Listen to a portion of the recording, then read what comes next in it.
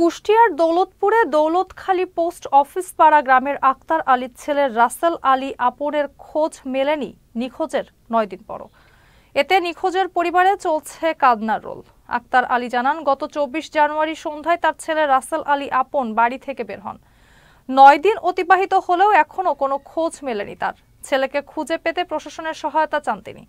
দৌলতপুর থানার officer in charge Nazmul হুদা বলেন, নিখোঁজ আপনের ব্যাপারে থানায় একটি অভিযোগ করা হয়েছে, তাকে উদ্ধারের চেষ্টা অব্যাহত রয়েছে। এই ছেলেটা হারিয়ে মনে করেন এক সপ্তাহ হয়ে আসলো, এদের তো ফেরত চাওয়া উচিত, কিন্তু ফেরত পাওয়া উচিত যে তো সবাই মিলে খুঁজি দেখা উচিত যে কোথায় আছে, কেমন আছে, কোন জায়গায় পৌঁছাইছে। এ পরিমাণ আমরা সবাই চাই যে সে ফেরত আসুক, অথবা যে আন্ডারে থাক, যেখানে যেভাবে থাক, যে সে যেন ফেরত দেয়। ডাক নাম হয়েছে আপন, আসল নাম হচ্ছে রাসেল। এই ছেলে সন্ধ্যা ২৪ তারিখে সন্ধ্যার সময় ছেলে হারিয়ে গেছে। এই ছেলেকে আমি থানায় রেডি করেছি।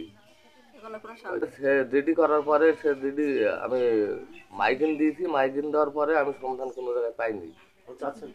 আমার ছেলেকে এখন সন্ধান চাই।